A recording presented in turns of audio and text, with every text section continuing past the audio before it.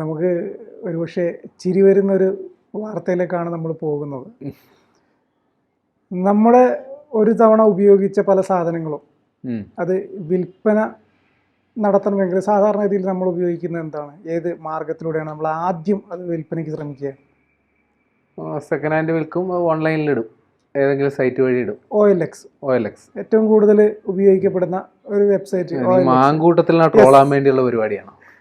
മാങ്കൂട്ടത്തിന് OLXൽ വിറ്റാൽ ആരും എടുക്കുന്നില്ല. പോട്ടെ, എന്താ വിഷയത്തിലല്ല. അതായത് മലയാളികളോടാണ് കളി എന്ന് ചോദിക്കുന്നത് പോലെ കഴിഞ്ഞ ദിവസം നമ്മുടെ വിമാനം, ഏത് വിമാനം?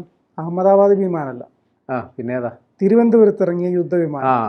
അതിപ്പോ നമ്മള് ഇന്നലെ നമ്മൾ പറഞ്ഞ പോലെ തൂക്കി വിൽക്കേണ്ടി വരും എന്ന് നമ്മൾ പറഞ്ഞു. നമ്മളെ വാർത്തകളിലേക്ക് അത് അവിടെ ഉപേക്ഷിക്കപ്പെടുന്നതിലേക്ക് കിടക്കുക, ആരും ചോദിക്കാനും പറയാൻ. ആ സാധനം OLXൽ വിൽക്കാൻ വെച്ചിട്ട് വാങ്ങാൻ വല്ല പദ്ധതിയുണ്ടോ? OLXൽ വാങ്ങാൻ വല്ല പദ്ധതിയുണ്ടോ? വെറുതെ പറയാനല്ല, അതായത് ചിത്രങ്ങളുണ്ട്, നോക്കട്ടെ. OLX നോക്കി വാങ്ങാൻ വല്ല പദ്ധതിയുണ്ട് ഇപ്പൊ പറയണം.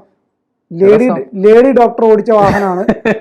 സംഭവം ഉണ്ട് കേട്ടോ, കിലോമീറ്റർ കുറച്ചേ ഓടിയിട്ടുള്ളൂ. അല്ല, സംഭവം ഉണ്ട്, OLX കിടപ്പുണ്ട്. ചെറിയ പൈസക്ക് കിട്ടും. F-35B fighter jet, aviation jet fuel. അത് പിന്നെ അങ്ങനെ ആയിരിക്കണം. ഫുള്ളി ഓട്ടോമാറ്റിക് ആണ്, ഫുൾ ഓപ്ഷൻ വണ്ടിയാണ് കേട്ടോ. പെട്രോൾ എന്നൊക്കെ കാണിക്കണം. 29 മില്യൺ കിലോമീറ്റർ ഓടിയിട്ടുണ്ട്, ഓട്ടോമാറ്റിക് ആണ്. ഓക്കെ, 29 മില്യൺ കിലോമീറ്റർ ഓടിയാലും ടയർ 90% ഉണ്ടാവും. ഇതിപ്പോ ചോദിച്ചേക്കുന്ന വില $4 മില്യൺ ആണ്. $4 മില്യൺ എന്ന് പറയുമ്പോൾ ഏകദേശം ഇന്ത്യൻ കറൻസി ഒരു 35 കോടി രൂപയ്ക്ക് പോകും. നല്ല ലാഭത്തിലാണ്. കാര്യം 700 കോടിയുടെ സാധനം 35 കോടിക്ക് വിൽക്കാൻ വെച്ചേക്കാണ് കേട്ടോ. പക്ഷെ സെക്കൻഡ് ഹാൻഡ് ആണ് കേട്ടോ. സെക്കൻഡ് ഹാൻഡ് അതിന് കാരണമുണ്ട്.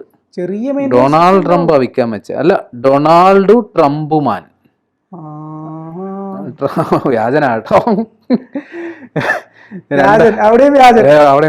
2017 മുതൽ OLXൽ അക്കൗണ്ടുള്ള ഏതോ ബിരുദനാണ് ഇട്ടേക്കുന്നത്. ഇതുവരെ 24 ഐറ്റംസ് ലിസ്റ്റ് ചെയ്തിട്ടുണ്ട്. വേറെ എന്തൊക്കെയാണോ ലിസ്റ്റ് ചെയ്തതെന്ന് കണ്ടറിയണം. ഇനി അസീം മുനീറിന്റെ തൊപ്പി വരെ ചിലപ്പോൾ ഇത് ലിസ്റ്റ് ചെയ്തിട്ടുണ്ടാവും, അറിയില്ല.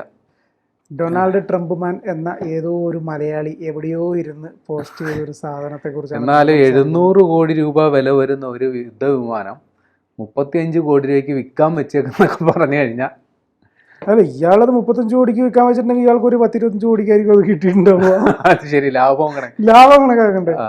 ഏതായാലും ഇനിയിപ്പോൾ കാര്യത്തിലേക്ക് വരാം. തമാശകളാ. ഇനിയിപ്പോൾ കാര്യം കഴിയും. അതായത് ഇപ്പോൾ വലിയ ഗുരുതര പ്രതിസന്ധിയായി മാറിയേക്കുകയാണ്. അല്ല, അത് പറയണം നമ്മൾ. കാരണം നമ്മൾ ആദ്യഘട്ടത്തിൽ മനസ്സിലാക്കിയ ഒരു കാര്യം, ഇതിൻ്റെ ഇന്ധനം തീർന്നിട്ട് അതുപോലെ തന്നെ രാത്രിയിൽ അതിശക്തമായ തിരമാല, പിന്നെ കപ്പലിലെ അത് ഇറക്കാനുള്ളൊരു ബുദ്ധിമുട്ട് കൊണ്ട് ആണ് ഇവിടെ തിരുവനന്തപുരം എയർപോർട്ടിൽ ഇറക്കിയത് എന്നാണ് നമുക്ക് ആദ്യഘട്ടങ്ങളിലൊക്കെ വിവരം.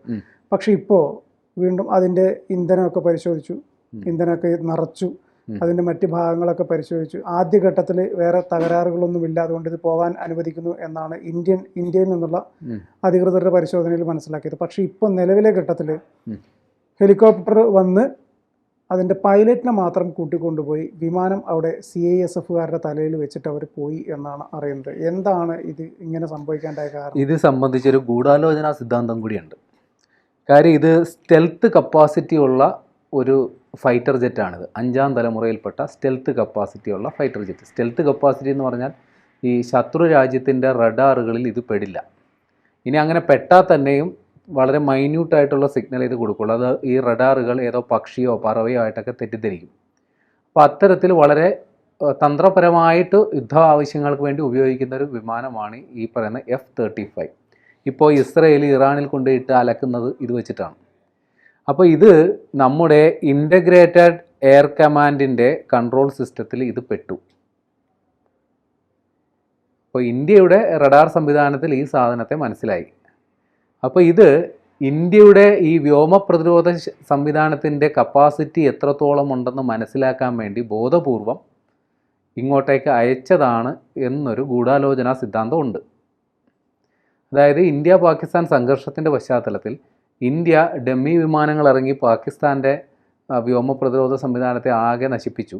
പക്ഷേ ഇന്ത്യയിലോട്ട് വരുന്ന പാകിസ്ഥാൻ്റെ എല്ലാ വിമാനങ്ങളെയും അത് കൃത്യമായി പ്രതിരോധിക്കുകയും ചെയ്തു. അപ്പോൾ ഇന്ത്യയുടെ ഈ വ്യോമ പ്രതിരോധ സംവിധാനത്തിന് എന്തോ പ്രത്യേകതയുണ്ട് എന്ന് മനസ്സിലാക്കി അതെന്താണെന്ന് മനസ്സിലാക്കാൻ ബോധപൂർവം ഈ ഒരു വിമാനം ഇവിടെ വന്നതാണ് എന്നൊരു കിംവദന്തി പരക്കുന്നുണ്ട്. അതിൻ്റെ വാസ്തവം എന്താണെന്നറിയില്ല. പക്ഷേ ഔദ്യോഗിക വൃത്തങ്ങൾ നൽകുന്ന വിവരങ്ങൾ പ്രകാരം ഇത് HMS പ്രിൻസ് ഓഫ് വെയിൽസ് എന്ന് പറയുന്ന യുദ്ധക്കപ്പൽ, ബ്രിട്ടൻ്റെ യുദ്ധക്കപ്പലും ഇന്ത്യയുടെ നാവികസേനയുമായിട്ട് സംയുക്ത സൈനിക അഭ്യാസം നടത്തുകയായിരുന്നു. അതിൽ പങ്കെടുത്തുകൊണ്ടിരുന്ന ഒരു വിമാനമാണ് ഈ F-35 ഇവിടെ വന്നേക്കുന്നത്. അപ്പോൾ ഈ വിമാനത്തിനൊരു പ്രത്യേകതയുണ്ട്. ഇതിന് ചെറിയ റൺവേ മതി, വളരെ ചെറിയ റണ്ണപ്പ് എടുത്തിട്ട് ഇത് പറന്നുയരാം. അതേപോലെ ഈ ഹെലികോപ്റ്ററുകൾ ലാൻഡ് ചെയ്യുന്നതിന് സമാനമായി നേരെ താഴോട്ട് വന്ന് ലാൻഡ് ചെയ്യാനും ഇതിനുള്ള സംവിധാനമുണ്ട്.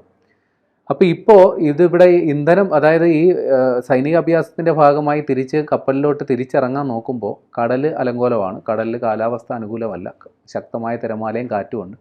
അപ്പോൾ ഈ യുദ്ധക്കപ്പൽ കടന്നിങ്ങനെ ആടി ഒലയുകയാണ്. അപ്പോൾ ലാൻഡിങ് ബുദ്ധിമുട്ടാണ്. ഈ വിമാനത്തിനും ഈ കാറ്റ് ഒരു പ്രതിബന്ധമാണ്, സ്റ്റേബിളായിട്ട് നിൽക്കാൻ പറ്റുന്നില്ല.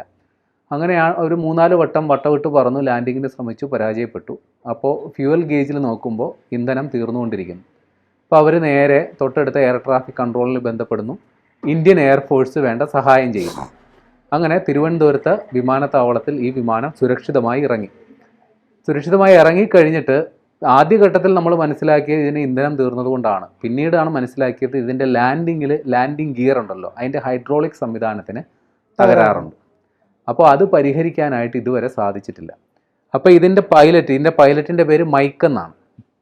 ഇതിൻ്റെ പൈലറ്റ് മൈക്കിനെ ഈ HMS പ്രിൻസ് ഓഫ് വെയിൽസിൽ നിന്ന് തന്നെ ഒരു ഹെലികോപ്റ്റർ വന്നു, ഒരു 9 അംഗ സംഘം ഇങ്ങോട്ട് വന്നിട്ട് ഇതിൻ്റെ അറ്റകുറ്റപ്പണികൾക്ക് ചെയ്യാനായിരുന്നു ഒരു നോക്കിയത്. അവരൊന്ന് ശ്രമിച്ചു, നടന്നില്ല. അങ്ങനെ ഈ പൈലറ്റ് മൈക്കിനെയും ഈ 9 അംഗ സംഘത്തിൽ ഏതാണ്ട് 6 പേരും മടങ്ങിപ്പോയി.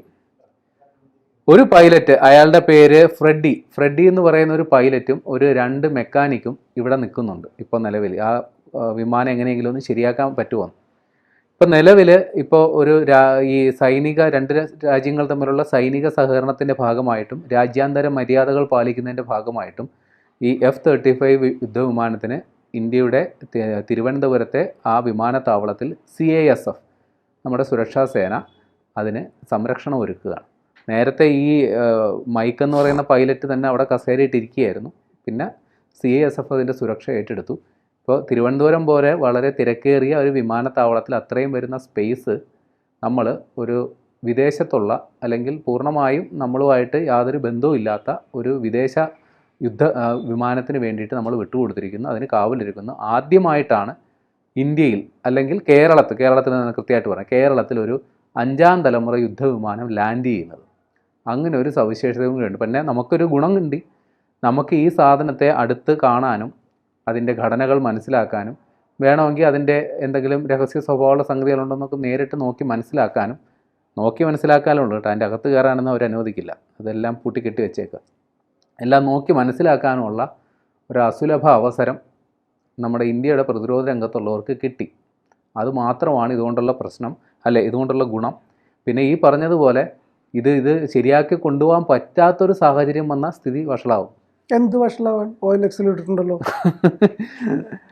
OLX നിൽക്കാനിട്ടവൻ്റെ ഇനിയിപ്പോൾ അവനെ തപ്പി ആളുകൾ ഇറങ്ങും. കാര്യം ഇത് പിന്നെ ഉപയോഗിച്ചുകൊണ്ടിരുന്ന വള്ളി നിക്കർ അഴിച്ച് OLX വിൽപ്പനയ്ക്ക് വെച്ച ടീമുള്ള നാടാണ്. അവിടെയാണ് ഈ പറഞ്ഞ വിമാനം.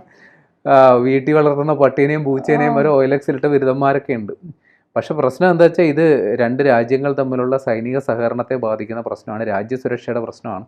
അപ്പോൾ ഈ OLX തമാശ കളിയൊക്കെ അവസാനം സീരിയസ് ആവും. ഇവനെ തപ്പി അവസാനം ആളിറങ്ങും. ചിലപ്പോൾ ഈ ഡൊണാൾഡ് ട്രംപുമൻ എന്നുള്ളത് വല്ലോ കുട്ടിശങ്കരനോ ബാബുമോനോ ഒക്കെ ആയിരിക്കും, അവൻ കുടുങ്ങും. പറഞ്ഞ പോലെ വള്ളി നിക്കറുണ്ടാവാൻ തന്നെ ആയിരിക്കും മിക്കവാറും ഡൊണാൾഡ് ട്രംപ് മോനൊക്കെ. ആ വള്ളി നിക്കറിട്ട് നിന്റെ ആ പ്രിയപ്പെട്ട സുഹൃത്തിനോടൊന്ന് വിളിച്ച് പറഞ്ഞേക്കാം, നീ എങ്ങാനും ആണോ അവനൊക്കെ ഇപ്പൊ എവിടെയാണാവോ. എന്തായാലും OLX ഇടുമ്പോൾ അവന് പ്രത്യേകം ശ്രദ്ധിച്ചിട്ടുണ്ട് ലേഡി ഡോക്ടറാണ് ഓടിച്ചെന്നുള്ളത്. കാരണം OLX ഏറ്റവും മാർക്കറ്റുള്ള സാധനം ഡോക്ടർ യൂസ്ഡ് വെഹിക്കിൾ അല്ലെങ്കിൽ അഡ്വക്കേറ്റ് യൂസ്ഡ് വെഹിക്കിൾ, കാരണം അതായത് കിലോമീറ്റർ ഓടില്ല എന്നുള്ള ധാരണയാണ് സാധാരണക്കാരെ. മറ്റേ ക്ലച്ച് തേഞ്ഞിട്ടുണ്ടാവില്ല അത്ര. ഏതായാലും എന്താവും നോക്കട്ടെ.